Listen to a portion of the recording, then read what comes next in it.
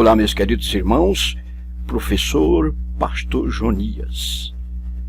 Estamos sequenciando as gravações de nossas videoaulas sobre a revista da Escola Bíblica Dominical. Esse quarto trimestre, a temática é Doutrinas Fundamentais da Igreja de Cristo. A lição direcionada para o dia 5 de novembro de 2017 é a grande e perfeita de Cristo Jesus. Texto áureo: porque o Filho do Homem veio buscar e salvar o que se havia perdido. Lucas 19, versículo 10. Verdade aplicada: a salvação é um presente oferecido por Deus à humanidade, um benefício que não depende de nenhuma obra humana. Textos de referência: Romanos 3, de 19 a 20 e Efésios 2, 8 a 10. As duas vertentes hermenêuticas, ou aliás, as três vertentes hermenêuticas mais utilizadas dentro da teologia, o aliancismo e o dispensacionalismo, e também o novo aliancismo, acreditam que a salvação é pela graça e é desde a fundação do mundo, divergindo aí a corrente dispensacionalista do aliancismo apenas na questão do relacionamento com a Igreja e Israel, e o aliancismo acredita que a salvação sempre foi por graça, enquanto que o dispensacionalismo, apesar de entender que sempre foi por graça, porém Deus tratou com o homem de diferentes maneiras, em diferentes períodos, as chamadas dispensações. Mas o que é interessante é que todas as correntes ou vertentes hermenêuticas, que são formas como se enxergam a Bíblia Sagrada, entende que a salvação é desde a fundação do mundo e que é por graça. Nesta lição, nós vamos ver a necessidade de salvação. É uma necessidade iminente, a necessidade de salvação. Isso é tratado na doutrina da salvação, a chamada soteriologia, uma disciplina auxiliar da teologia. Os processos que envolvem a salvação, vamos ver nessa lição, e também vivendo como salvos. Vem comigo. A necessidade de salvação. Em termos práticos, todo ser humano já nasce sob o domínio do pecado, destituído da glória de Deus, e por esse motivo necessita de salvação. Romanos 5:12. A salvação é o retorno a Deus e a seus princípios.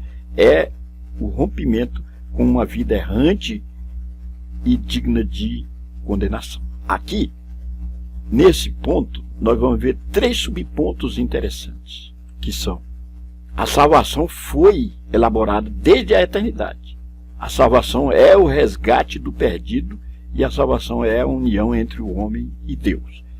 Então, a salvação foi elaborada desde a fundação do mundo, ou seja, desde a eternidade. Conforme vos falei na introdução, as correntes pensantes hermenêuticas entendem que a salvação é desde a fundação do mundo, desde a eternidade. E embora haja divergências entre essas teologias pensantes, correntes pensantes, porém, um ponto comum é que a salvação é desde a eternidade. Ela não foi de repente, a partir da vinda de Cristo e morrendo na cruz do Calvário. Apenas foi o cumprimento de um projeto, de um plano piloto já elaborado por Deus, desde a fundação do mundo.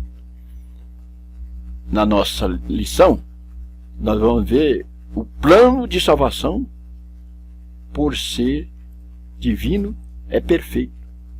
É um projeto. Deus não foi pego de surpresa.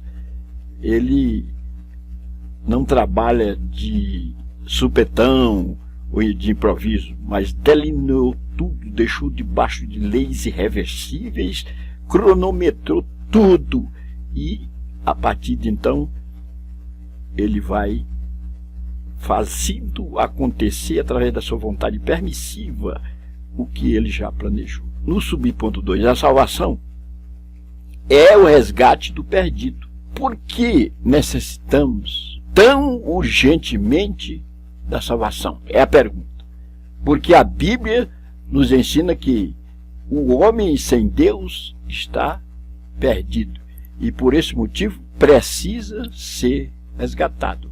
Marcos 10:45 e Lucas 19:10. Então, é um resgate. O que é resgate? É o ato de remir. Vamos supor que se tem um escravo trabalhando para um senhor e aí alguém pega um dinheiro, compra esse escravo, ou seja, redime, paga um alto preço, tira das mãos do seu senhor e o declara livre para viver conforme um cidadão normal. Lhe dá uma carta de alforria. Então, este é o ato de remir. A salvação é isso.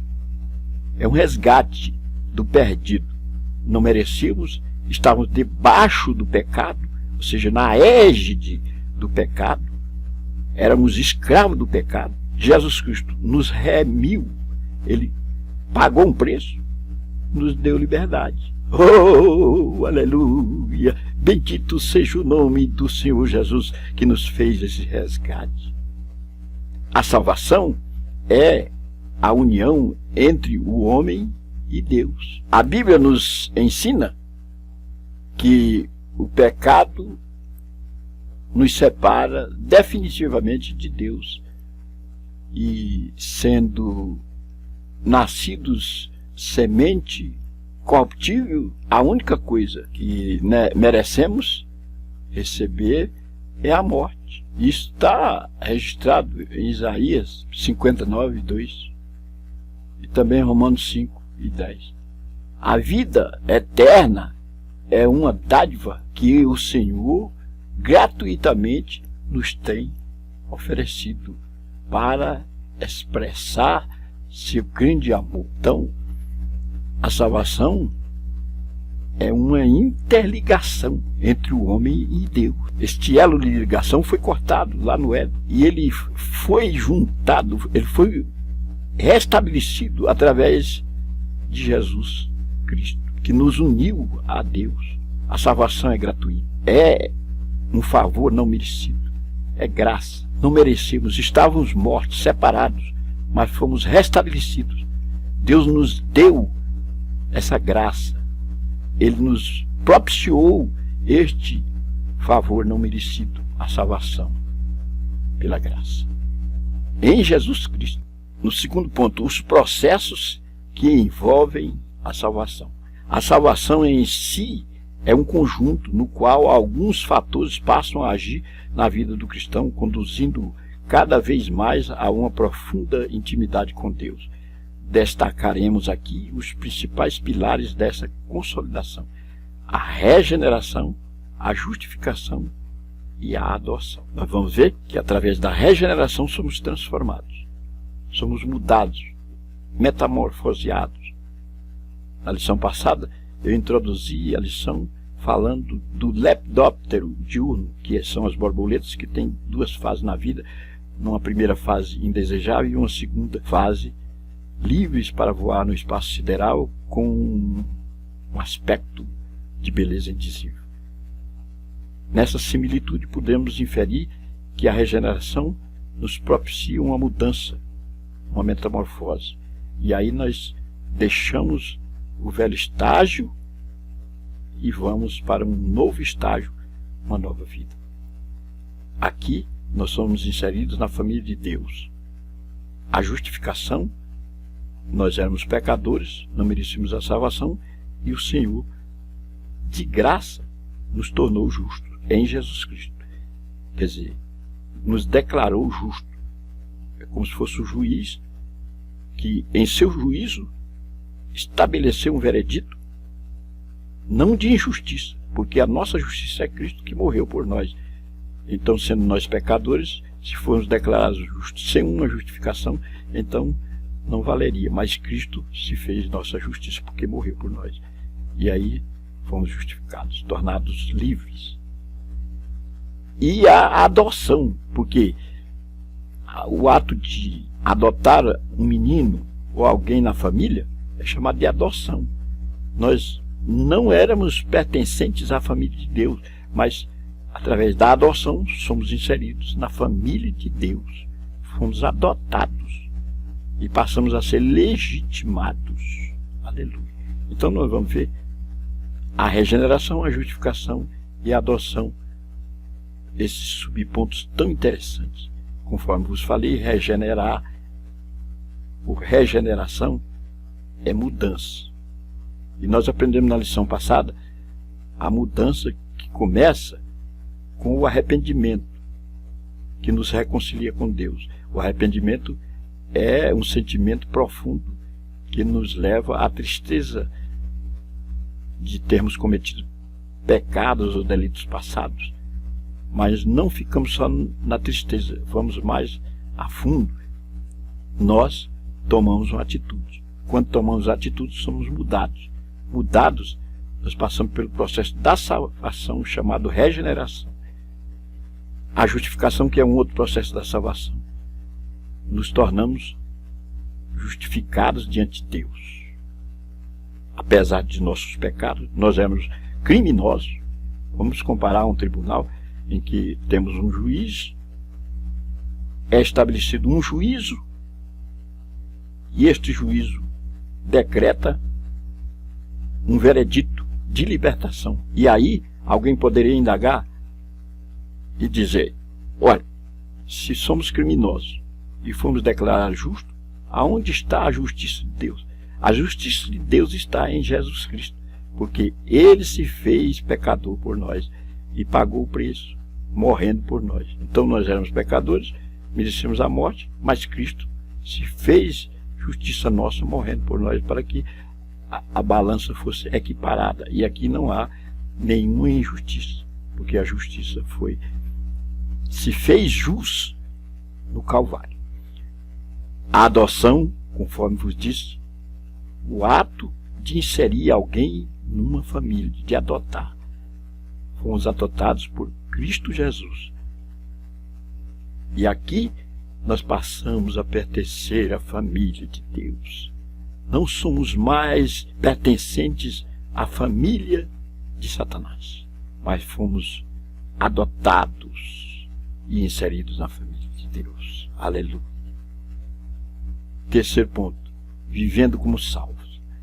A Bíblia relata que Jesus Cristo, em sua oração sacerdotal, declarou acerca de seus discípulos: não são do mundo. João 17, 14 e 16. Eis um grande desafio. Antes da salvação estávamos no mundo. Após a experiência da regeneração, continuamos no mundo. Como vivemos neste mundo, sendo salvos. Então o mundo aqui tem a acepção de pessoas e também de ambiente. Vivemos neste ambiente desfavorecido, em que as pessoas são corruptas. E como é que podemos conciliar nossa vida santa com Deus e viver neste habitátil, neste recinto? Nós vamos ver aqui nos subpontos: seguros na obra de Jesus Cristo, firmados na palavra de Deus e revestidos da armadura de Deus. Seguros na obra de Jesus Cristo. É fundamental que estejamos seguros quanto à perfeita obra redentora de Jesus. Por isso, o escritor aos Hebreus registrou: pode também salvar perfeitamente. Hebreus 7 e 25, parte A do versículo. Seu perfeito sangue havendo efetuado uma eterna salvação. Hebreus 9 e 12, parte A. Então a obra de Jesus Cristo nos propicia uma oportunidade de segurança. Em Jesus Cristo estamos seguros. A obra do Calvário, redentora, obra eterna, obra que foi projetada desde a fundação do mundo, nos dá a garantia de uma perfeita salvação. Não é uma salvação por parte, mas estando seguros nesta obra de Cristo, nós recebemos uma salvação eterna, uma salvação segura, estamos firmes, não há condições alguma de sermos abalados ou sermos desfavorecidos em parte, porque ela é perfeita, firmados na palavra de Deus. A palavra de Deus, ela nos garante esta salvação. Em um tempo repleto de instabilidade e temores, os discípulos de Jesus encontraram segurança na imutável e eterna palavra de Deus. O apóstolo Paulo exortou a Timóteo que permanecesse na palavra de Deus. 2 Timóteo 3,14. Firmados na palavra de Deus. Este mundo inseguro, cheio de dúvidas, onde existem tantos livros que são publicados, requintados de filosofias e boas maneiras de vida, porém que nos encaminham para o barco, precisamos ter os olhos fitos na palavra de Deus, estarmos alicerçados na palavra, a Bíblia Sagrada, e até mesmo a Bíblia, quando interpretada de forma errônea, nos conduz a lugares indesejáveis. Precisamos ter esse cuidado. Você pode até me perguntar, meu caríssimo irmão, como eu vou saber qual é a hermenêutica que eu devo seguir? Qual a teologia que eu devo seguir para sair-me bem em meio a situações tão convulsivas em que a palavra de Deus é deturpada, publicada, editada de forma a nos encaminhar para o inferno? É a vertente aliancismo? É a vertente dispensacionalismo? É a vertente novo aliancismo? As três vertentes mais estudadas e mais usadas da Bíblia? Que forma eu devo interpretar o Apocalipse? O historicista, preterista, idealista, futurista, eclético? Devo dizer-lhes, não somos detentores da verdade, mas temos analisado as vertentes diversas e achamos a mais plausível, o dispensacionalismo de John Nelson e o futurismo, que está embasado nessa vertente, bem como enxergamos as revelações apocalípticas conforme o nosso grande mentor João da Ilha de Pátimo, na forma literalista, não desprezando, quando o contexto nos fizer jus, o simbolismo. Então precisamos estar firmados na palavra, revestidos da armadura de Deus. Que armaduras são estas? Nós temos as armaduras, o capacete da salvação, escudo da fé, preparação do evangelho da paz, o calçado. Temos a espada do Espírito, que é a única arma de ataque. Esta arma que nos propicia expulsar ou rechaçar o diabo e os seus partícipes, como fez Cristo no deserto. Revestido desta armadura, armadura de Deus, nós vamos vencer as hostes infernais do maligno. Meu irmão, permeamos essa lição abordando a necessidade da salvação. Vimos os processos que envolvem a salvação e vivemos como salvos. Acredito que podemos declarar: como escaparemos nós se não atentarmos para uma tão grande salvação? Hebreus 2:3. Adoremos a Deus por tão preciosa dádiva, e no poder do Espírito Santo anunciemos até os confins da terra a bendita e gloriosa mensagem de salvação em Cristo Jesus, até que Ele venha. Aleluia. Aqui está o questionário, à sua disposição. Que Deus nos abençoe.